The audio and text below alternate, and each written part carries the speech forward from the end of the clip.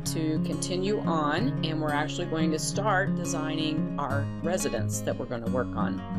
So we're going to go right here to this tab where it says room sizes, relationships, and planning. First things first. Once on the actual page, want to remind you to be sure to complete your residential code search. Your assignment today will be your preliminary sketches, which we will come back to and go over after I'm done with the lecture videos. The objectives for this part of the assignment: there is no required reading to go along with this. Here is where the video is actually located, which if you're listening to this, you've already found that. And then if you read down through the page, there is a synopsis of what we're going to talk about today. It's important for you to go ahead and read this because there may be things mentioned in here that I don't mention in the video. So let's get started with our room sizes, relationships, and planning. So today we're going to talk about your room relationships and sizes. Why do we have parts of our homes in certain locations? A lot of that has to do with functionality. A lot of it has to do with privacy. A lot of it has to do with utility spaces. And then we need to talk about sizes. For a lot of you, you're used to your homes being the way that they are, but you may not really realize what size that space is. So that becomes very important. The types of spaces that we have living areas. These are the areas that, like your family room, places like that where you spend a lot of time. The sleeping areas, those are usually segregated back into a different area, so there is some privacy with that.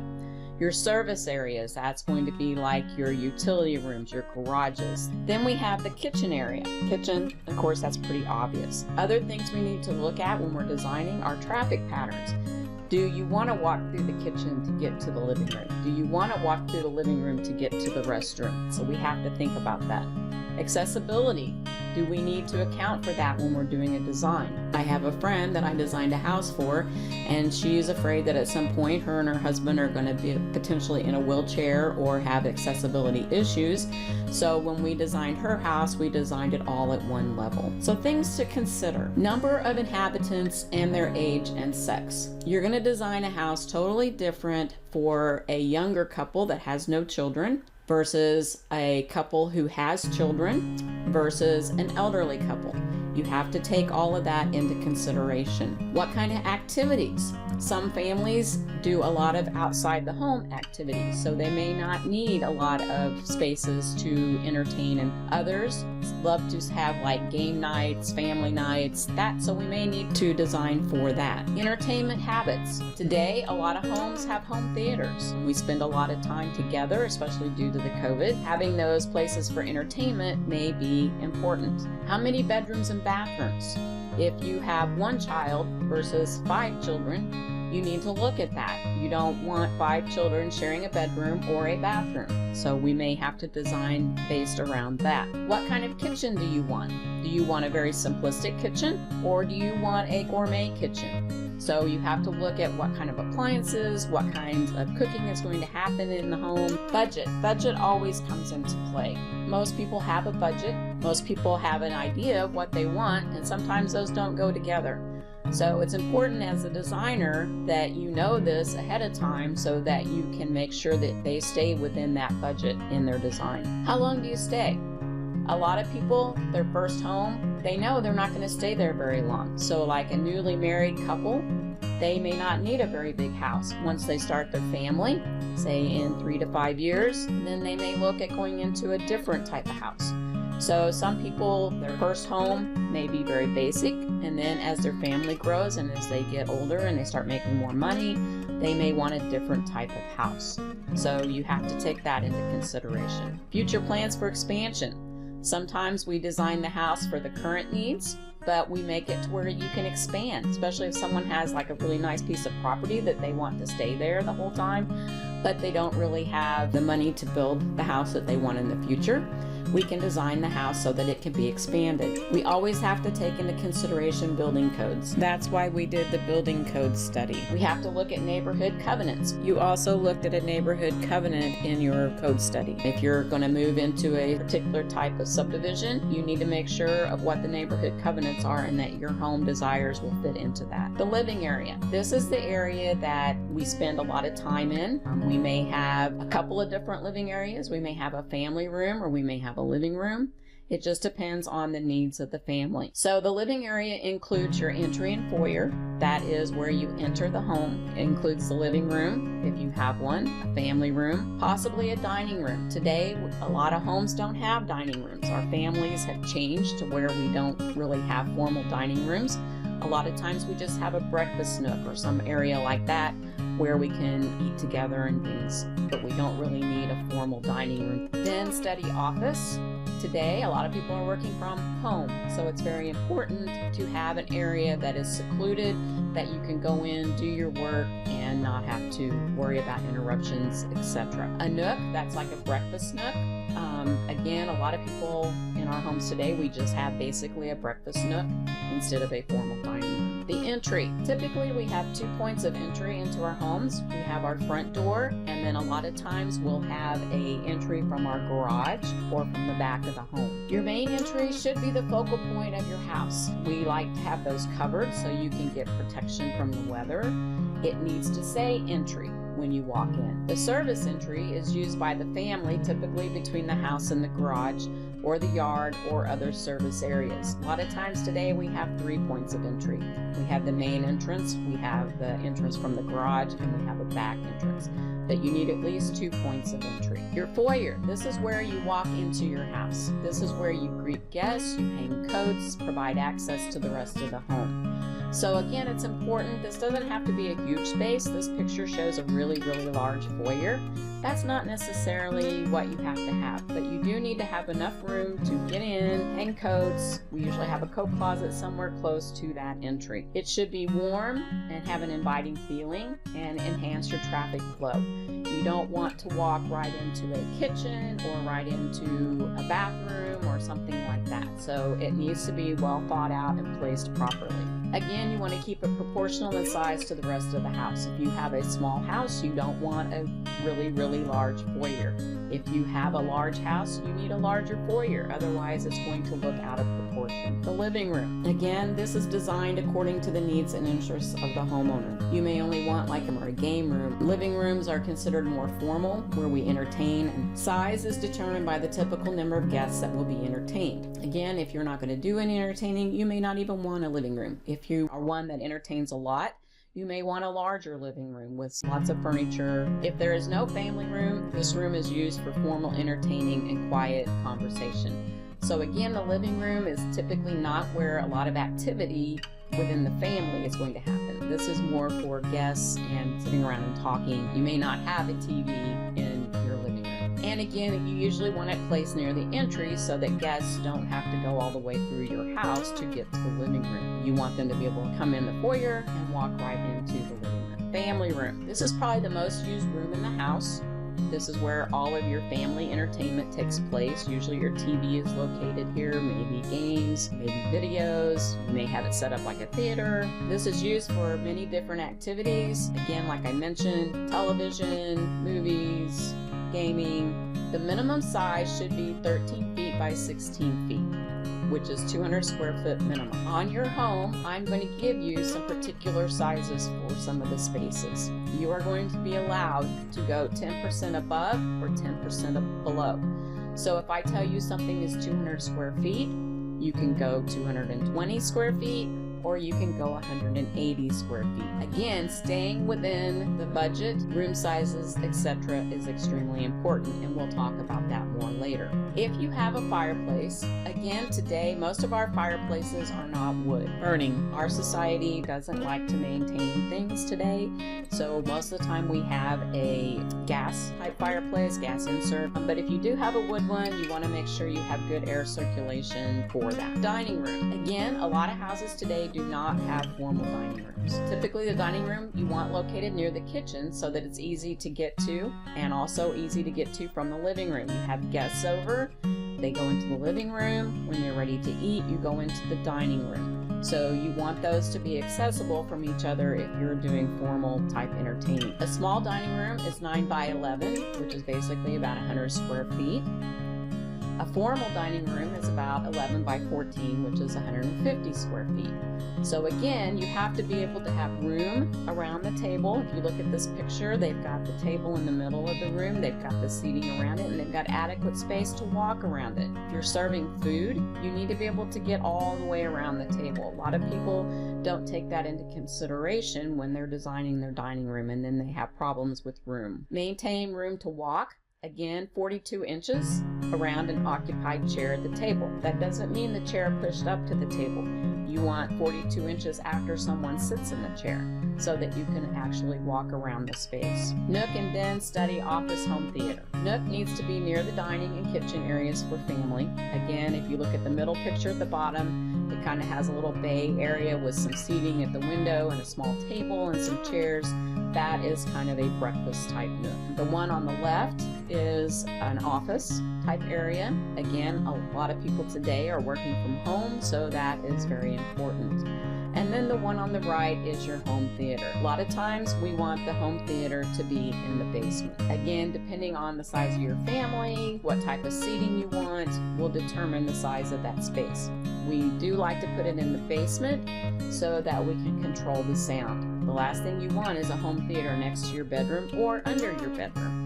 So again, you have to think about those things when you're designing multiple levels. The sleeping area. The sleeping area should be away from your activity areas. We like to, when we're sleeping, we don't want to hear the television. We don't want to hear someone cooking and banging pots and pans. So we need to locate those away from the activity areas. You want to have windows and exterior doors. That's very, very important. Code requires that you have an accessible window or a door out of every sleeping area. The number of bedrooms will depend on the size of the family and the ages of the children. Again, some people plan their first home for that expansion. Some people plan their first home to stay there until they are ready to expand. Elderly people may not need a lot of rooms, but then again, they may if they have a lot of grandchildren. So you've got to take all of that into consideration when designing. We like to keep plumbing away from bedroom walls by placing a closet or another space between them. What you don't want to do is be asleep during the night, someone going to the bathroom, and every time they flush the toilet or turn on the water, you can hear that. So again, we try not to put plumbing walls, especially where we plan to place our beds. We like to have some kind of space in between those, such as a closet, to help break up that noise. The minimum size should be 70 square feet. That is ridiculously small. You would never want a bedroom to be 70 square feet. 100 square foot for a master bedroom. Again, that is extremely small. Your rooms that you're going to design are going to be much bigger than that.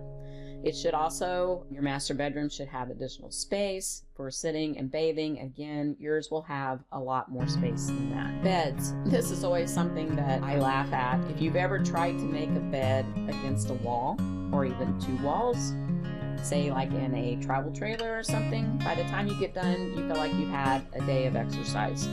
It's important to be able to walk around the bed so that you can make it, so that you can access it. A minimum of 24 inches on each side of the bed should be provided.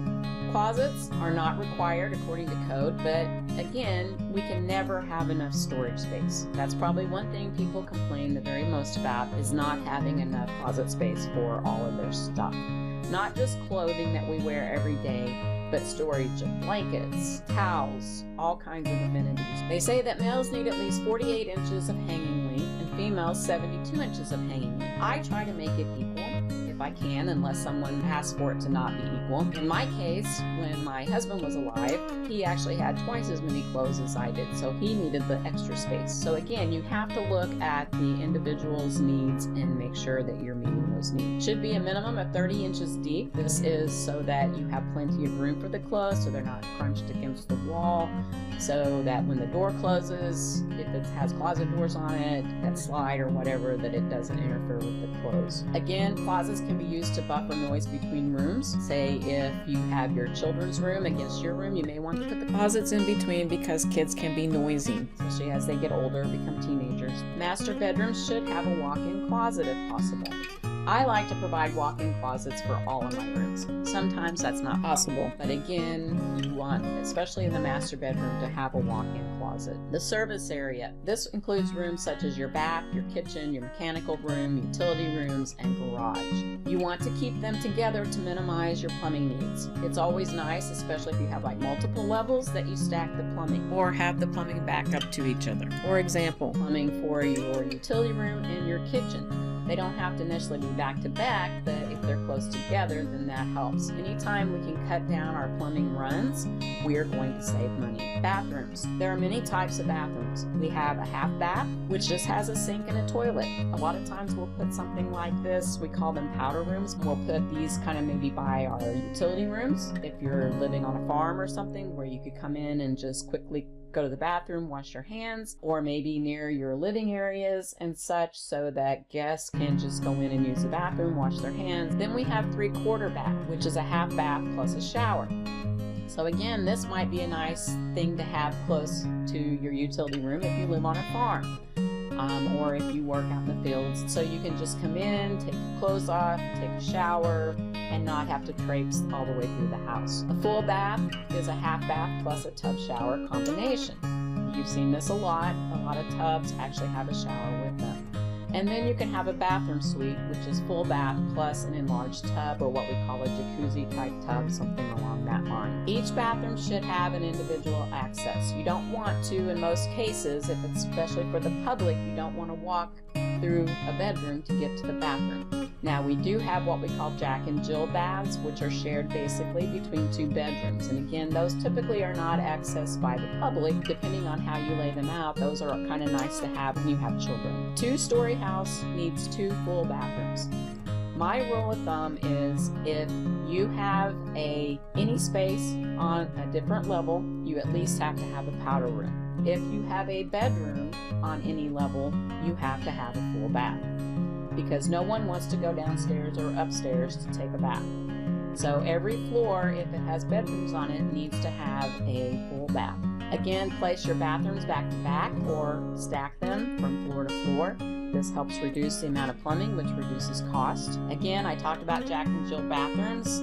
Those are very good for children. That way you don't have to have as many bathrooms, and they can share the amenities in those rooms. Kitchen. Typically you want to locate this near any eating area or dining area. That is important to make it easy to serve. You don't want to walk through a living room to get to the dining room. Windows. Typically you will see a window above a kitchen sink. This was actually started many years ago so that the mom, as she's working in the kitchen and stuff, could keep an eye on the children outside. Today we don't have to do that as much because most of the time we're not letting our children outside without supervision, and we have dishwashers so we don't wash a lot of dishes. But again, a window is nice above the sink, especially when you're there for a long period of time, but it does not have to have one. You want to keep the kitchen near the garage because that's where you're going to bring your groceries in. So you don't want to have to traipse through the whole house to unload your groceries into your pantry. And of course, we need a pantry. Some pantries are just basically a cabinet. Others can be a walk-in pantry depending on the needs of the family. Storage areas. Kitchens need a lot of storage. Your upper cabinets are 12 inches wide and your base cabinets are 24 inches wide. That means from the wall out.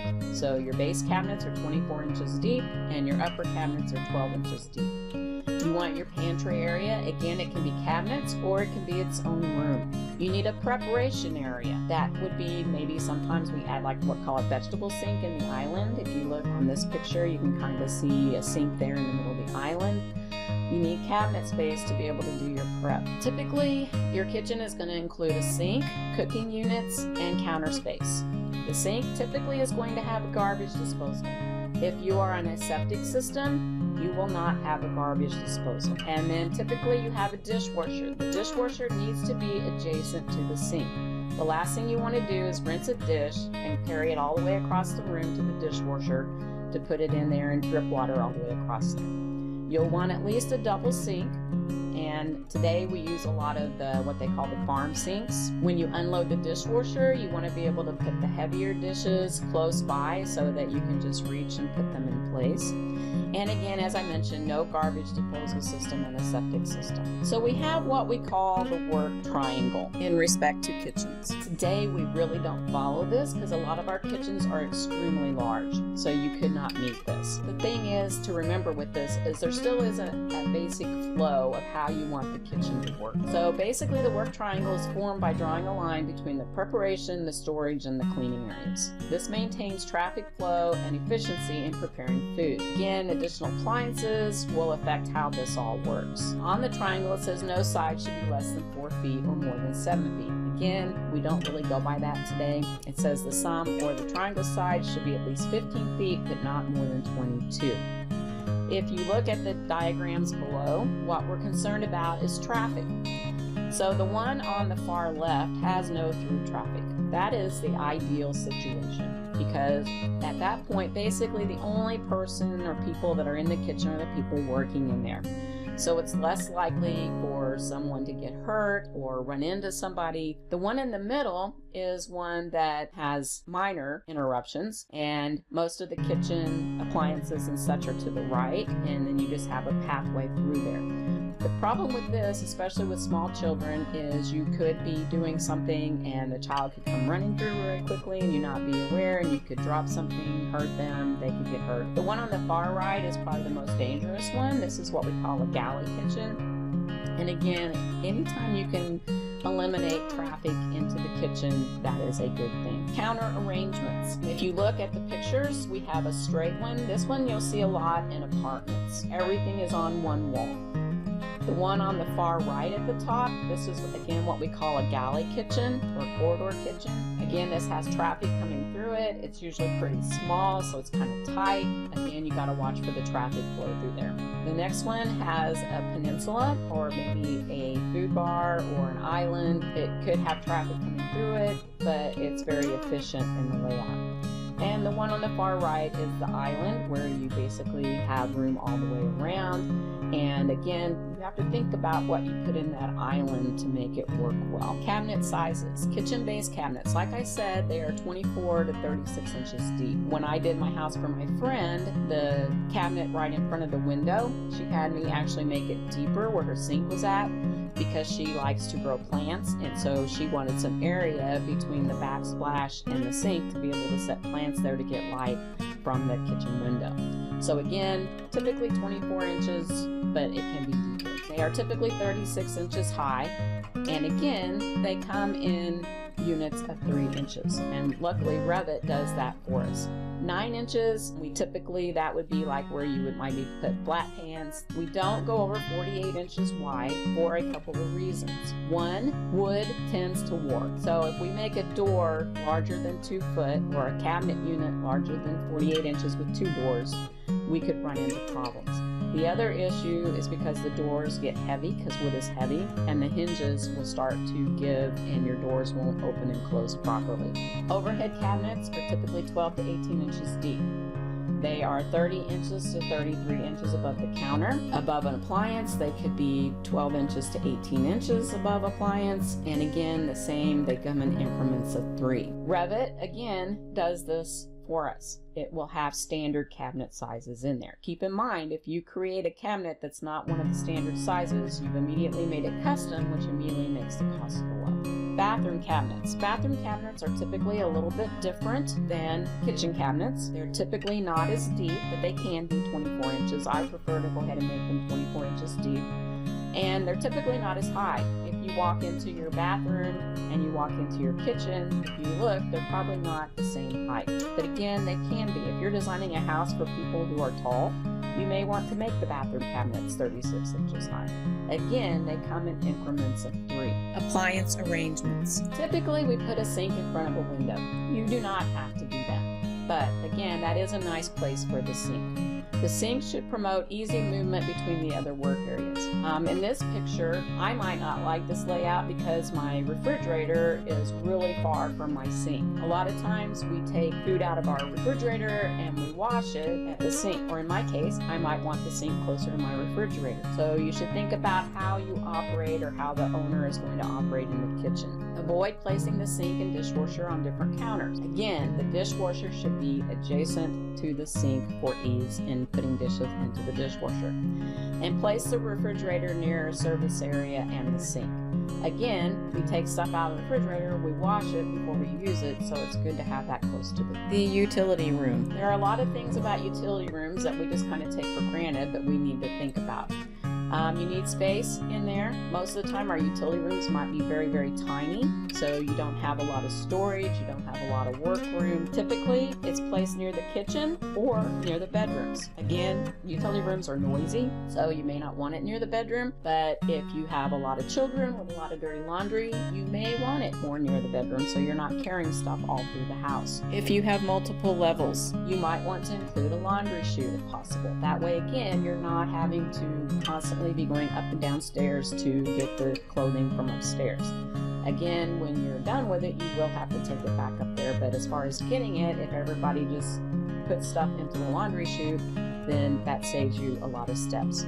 Typically, you want the washer and dryer side by side. You have to have a minimum of 5-foot clearance for those to be next to each other. They are only 30 inches wide, but you still need space between them. And again, we want to vent our dryer to the exterior, so it's best if you can put it on an exterior wall. Mine is not. Mine's on an interior wall, and it has a pretty long run to get it to the exterior wall, and I have to every so often poke something down through there, blow it out, because it does get clogged with lint and stuff. And that can be a fire hazard, so you want to be very careful of that. Garage. This is probably one of my biggest pet peeves in design. Matter of fact, I just encountered this with my own. I drive a truck, and prior to my husband passing, I have not been able to park in the garage because of his work and his tools and stuff that he kept in there. Well, now I can park in there, and I've discovered that my truck just barely fits. I had to actually take my trailer hitch off because it would not fit with the trailer hitch in there. So making the garage as big as required is important. My other pet peeve is them not being wide enough, and if you open your door and there's 2 cars in there, then you hit the other car. So this says the minimum space for single cars 11 foot by 20 foot. You're going to do a double car, so that doesn't even pertain. The minimum space for 2 cars is 21 foot by 21 foot. I very seldom ever make a garage that small. I typically make them at least 24 by 24. And again, if you're going to store stuff in your garage, you need to allow for that. So if you're going to have like a bench or a workshop on one side of the wall, you need to add a couple of feet for that. And again, blend the garage into the rest of the residence. A lot of times we have no choice but to put our garage on the front of our house. If we're living in a subdivision, if you can, especially on this design, because you're going to be out on a piece of property that you're not in a subdivision, try not to put your garage on the very front of your house. And if you do put it onto the front of the house, make sure it's not an eyesore for your home. Mechanical. We have to have a mechanical space. Most of the time, that sort of thing is not very attractive, and it's also noisy. So a lot of times we put our mechanical rooms in our garages. Another place, you can put them in the house. But again, I don't recommend that if you can keep from doing that, and especially if you do it, keep it away from the bedrooms.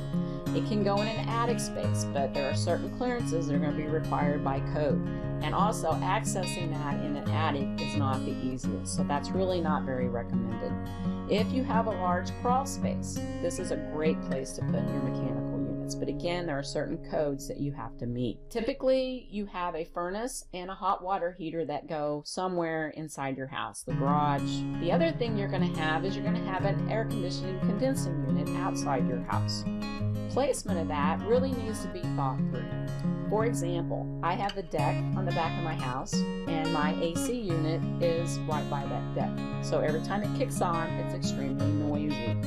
So thinking about the placement of these things is extremely important in your home design. Traffic patterns. We want to minimize the public going into areas of our house. We want to make it easy to go from the garage to the kitchen, from the kitchen to the dining, from the dining to the living room. So you've got to think about that traffic flow. How will people go from one space to another? Typically, we want our hallways to be at least 36 inches.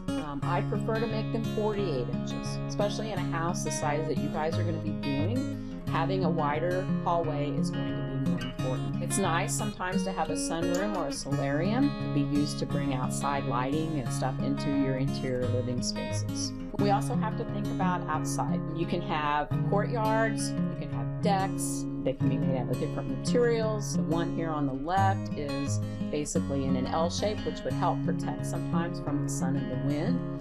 The one in the middle is more of a courtyard. You would get a lot more protection then. Your house will have some kind of a deck or a porch on it. It's nice to have balconies and porches. We've talked a lot about those already. Porches are very nice to go sit out on when it's a nice day. You're protected from the weather. If you can have balconies up on your second level, those are nice.